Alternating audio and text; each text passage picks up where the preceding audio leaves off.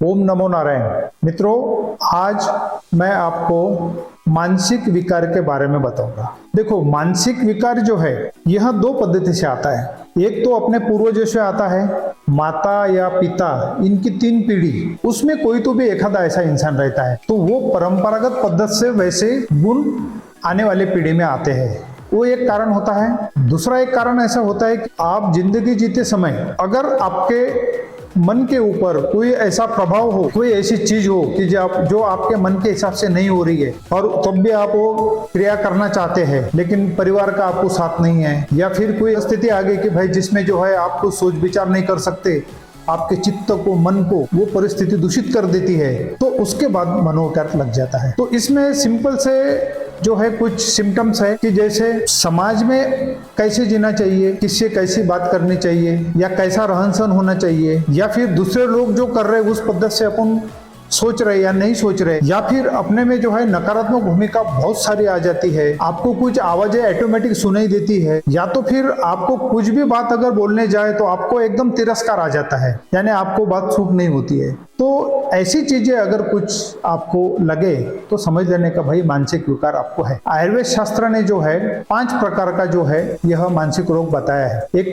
वातज, शरीर के वातज से, पित्तज, कफज और सन्निपातज और कूलज, ऐसे 5 प्रकार बताए। तो ये पाया गया है आज के डेट में मानसिक रोग तज्ञ जो है यह तो आपको गोली कैसे देते हैं कि भाई इस व्यक्ति को थोड़ा शांति से कैसा रखा जाए कि ताकि ये ज्यादा से ज्यादा नींद लेके अपना ये जो ब्रह्मांड है, मस्तिष्क है, इसमें जो है सीरोटिन नाम का एक पदार्थ है, उसका जैसे मुख में पानी आता है अपने, वैसे वो ग्लैंड जो है वो सीरोटिन जो है कम पड़ता, ऐसा ये आधुनिक शास्त्र कहता है। और वो सीरोटिन कम पड़ता है, इसलिए ज्यादा से ज्यादा वो रोगी को सुलाया जाता है, उसे ज्यादा से ज्यादा शांत करने की दवा दी जाती है, नींद की गोली दी जाती है, और जिससे वो जो है उसका सोचने का जो तरीका है वही डिस्टर्ब हो जाता है, उसे शून्य किया जाता है, यानी सेंट्रल नर्वस सिस्टम को जो है कुछ देर के लिए भूल किया जाता है। लेकिन मित्रों, ठीक है, ये साइकेट्रिस्ट या जो भी लोग दवा दे रहे हैं, एलोपैथी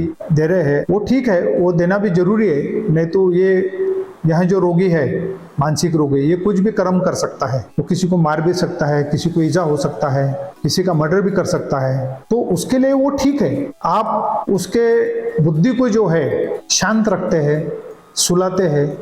लेकिन आज तक पूरे विश्व में मानसिक रोग के ऊपर किसी भी पूरी तरह से ट्रीटमेंट नहीं है। जब तक आप उसे ट्रीटमेंट देंगे तब तक वो रोगी ठीक रहेगा।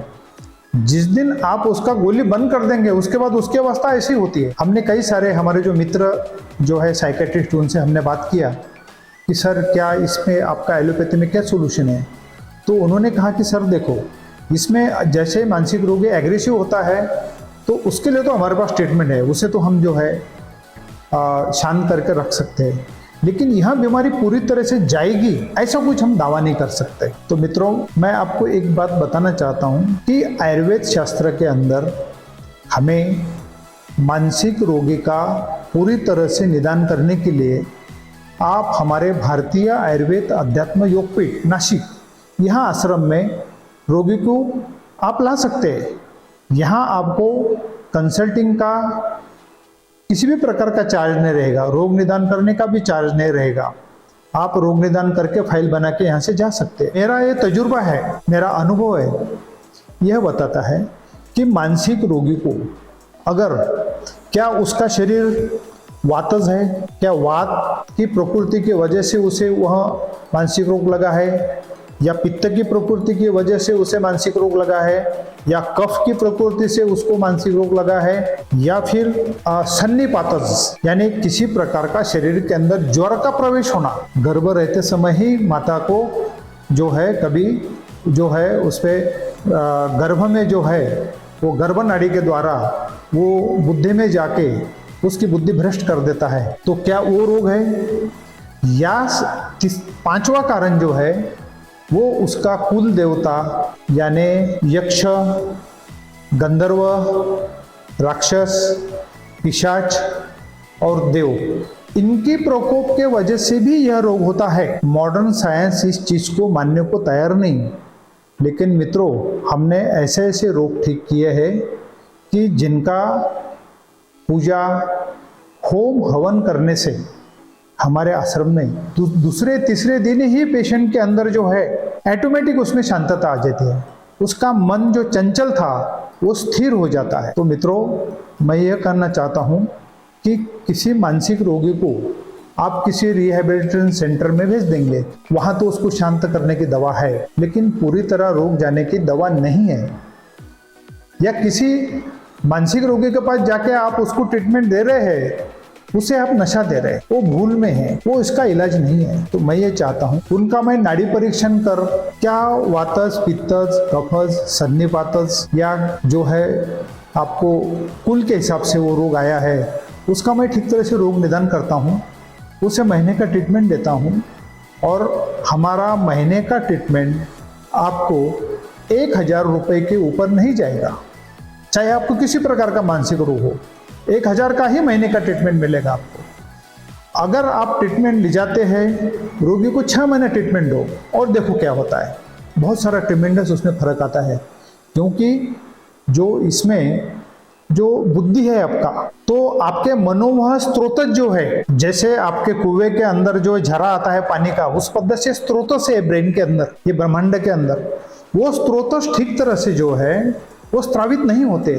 वो स्त्रावित नहीं होने की वजह से आपका जो बुद्धि है यह हृदय को दूषित कर देता है, और हृदय को दूषित करके मन को चंचल कर देता है। उस आदमी को कुछ समझता ही नहीं। आपको ऐसा लगता है कि सीधी सी तो बात है भाई, मैं ये ऐसा बोल रहा हूँ कि ऐसा मत कर तू, और वो बोलता है कि नहीं मैं पागल नहीं हूँ, मैं ठीक है, तुम सब लोग पागल है। वो ऐसा क्यों बोलता है? क्योंकि उसमें वैसे सोचने की कैपेसिटी नहीं उसके अंदर। तो मित्रों, इसमें मैं ये वीडियो के माध्यम से आपको ये बोलना चाहता हूँ कि मानसिक रोगी जो है आपके, जिनको चाहे किसी का ट्रीटमेंट चालू है वो चालू रहने दीजिए। वो ट्रीटमेंट मैं मात्र 3 महीने में एलोपैथी ट्रीटमेंट में पूरा बंद कर दूंगा, और उसे जो है आयुर्वेद ट्रीटमेंट देके और उसका होम हवन कर जो कुलज दोष है वो निकालना बहुत ही जरूरी है मित्रों। तो उसके लिए आप आइए, यहाँ पर हमने कुछ योग संशोधन की दवा है, तीसरे पीढ़ी में मेरा ये आयुर्वेद है।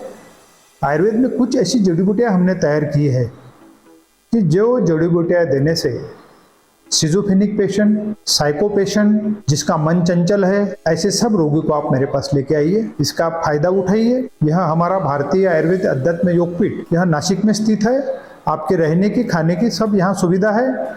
अगर आपको ऐसा लगता है कि हम रोगी को 2-3 महीना आपके पास ही रखेंगे, तो कोई ज़्यादा खर्चा नहीं है।